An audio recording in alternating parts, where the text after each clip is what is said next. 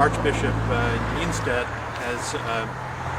has steadfastly refused to release a list that the Archdiocese compiled in 2004 as part of a national effort. They've refused to release this list despite the fact that the Charter for the Protection of Children, which the bishop signed in 2002, and Pope Benedict XVI himself have stated very clearly that transparency and honesty in these matters is absolutely essential. Now, Archbishop Nienstedt has also fought tooth and nail in the courts to make sure that documents relating to sexual abuse by priests in the Archdiocese remain secret.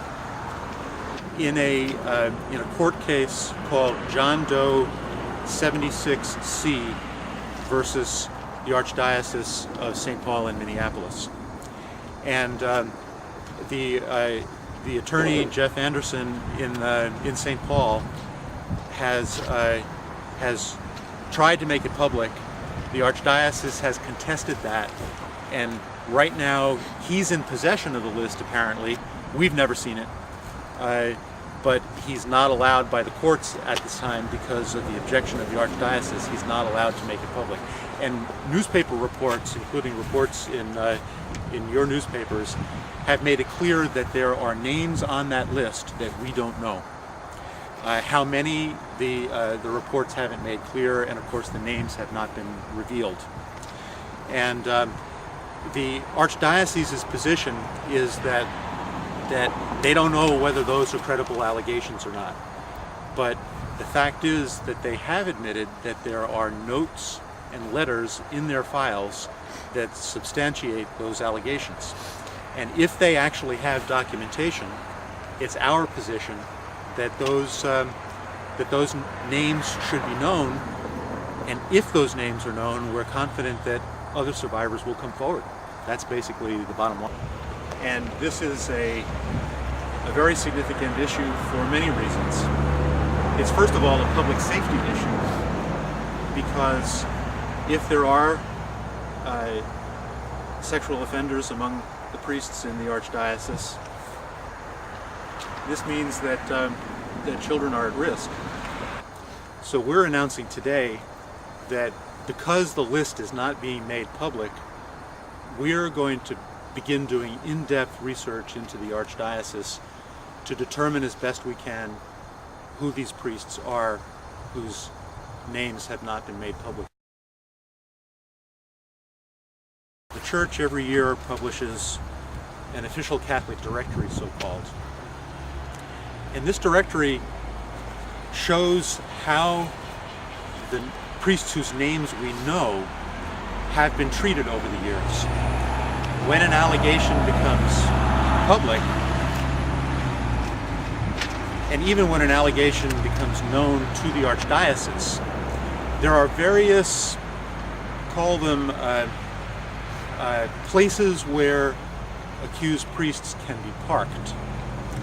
And we've discovered, as we've examined the listings for the Archdiocese of St. Paul and Minneapolis, that there's an innovative way that the Archdiocese has parked the accused priests we know about. So we went to the loose end section of the St. Paul just to see how they had been treating some of these accused priests. Instead of finding them listed in the absent on leave or absent on sick leave categories, we found that this Archdiocese, and we've not seen this, to our knowledge, this has not been the procedure with any other diocese. They invented a special little category for them called Chancery Pro Tem, and which I believe is Latin for temporary chancery employee of some sort. And consistently we found, year to year, that numerous accused priests were in that category. And as you'll see when you look at the sheets I gave you, we also found that there were plenty of other priests with that designation as well.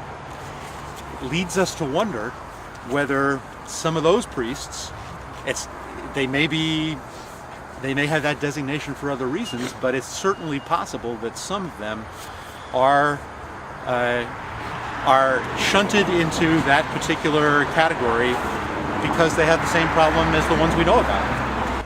We're seriously concerned that the other priests who have been placed in this chancery position in particular may very well be among those accused priests the Archdiocese is resisting the revelations about. So we're going to spend a lot of staff time examining this, and we're going to make public our results. And we feel that this is going to give us a much better handle on